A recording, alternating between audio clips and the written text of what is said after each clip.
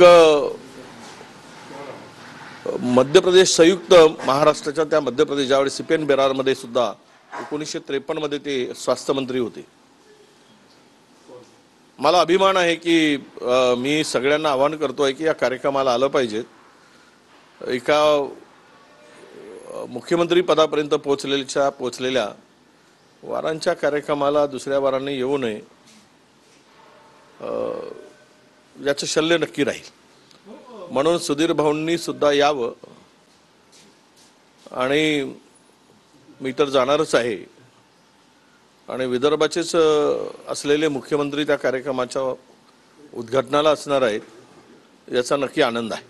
विधानसभेत जो पराभव झाला काँग्रेसचा महाविकास आघाडीच्या, काँग्रेसची पाठ अजूनही सरळ झाली नाही, शिवसेना अजूनही झोपेतून जागी झाली नाही असं अमोल कोल्हे म्हणतात। नाही, असं आहे, अमोल कोल्हेंचं म्हणणं बरोबर आहे की आता ते तीनही पक्ष महाविकास आघाडींना ते बोलले असते तर बरं झालं असतं। मला काही त्यावर फार काही वाद करायचा नाही, परंतु कालचा जर एक टाइम्स ऑफ इंडियाचा एक अग्रलेख आहे टाइम्समध्ये आलेला, तो एक अग्रलेख जर वाचला तर हे सरकार कुणाच्या मर्जीनं आलं हे दिसेल। जेवढं महाराष्ट्रात मतदान आहे त्याच्यापेक्षा अधिकची मतमोजणी झाल्याची माहिती आता उघड झाली आहे। म्हणजे महाराष्ट्रामध्ये जर 9 कोटीच्या वर मतदान आहे तर 9 कोटी 16 लाख मतदान आले कुठून? कालचा तुम्ही पाहिलात त्याची सगळी आकडेवारी घेतली तर हे झोलझाल करून आलेलं सरकार आहे, झोलझाल सरकार आहे। हे काही जनमताने जनतेच्या मॅन्डेटने आलेलं सरकार, जनतेने दिलेल्या मॅन्डेटचं सरकार नाही आहे।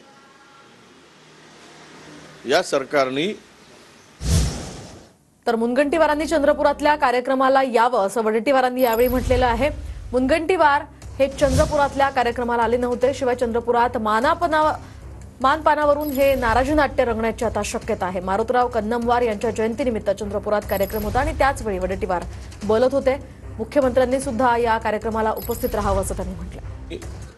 चर्चा करत आहोत, तीनही पक्ष आहेत, आपल्या पद्धतीनं काम करतायत। कोल्हेंचं म्हणणं एवढंच सांगतो की अमोलरावांनी आपल्या पक्षाकडे थोडं अधिक लक्ष द्यावं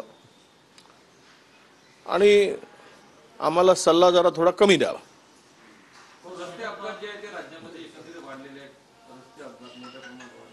काय झालं की कंत्राटदारांचे महाराष्ट्रामध्ये आता जवळपास 13,000 कोटीची देयके थकली आहे। कुठलाही कंत्राटदार काम करायसाठी तयार नाही। नवीन टेंडर झाले, निविदा झाल्या, परंतु कंत्राटदार पुढे येऊन काम का करत नाही तर त्याला पैसे मिळण्याची गॅरंटी नाही। पुन्हा वर्षभर त्याच्याकडे पैसा सुद्धा शिल्लक राहिला नाही, त्याला देयक न दिल्यामुळे ही भीक मागायची परिस्थिती आता राज्यावर आलेली आहे आणि घोषणावर घोषणा पुन्हा चाललेली आहे। त्यामुळेच हे अपघातात वाढ झालेली आहे।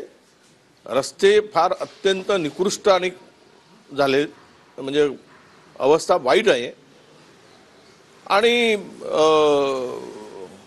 आरटीओतला भ्रष्टाचार सुद्धा याला कारणीभूत आहे। न ट्रेनिंग देता, न टेस्ट घेता ड्रायव्हरला लायसन्स देऊन टाकतात पैसे घेऊन, कमिशनखोरी घेऊन, हे सुद्धा त्यात कारण आहे।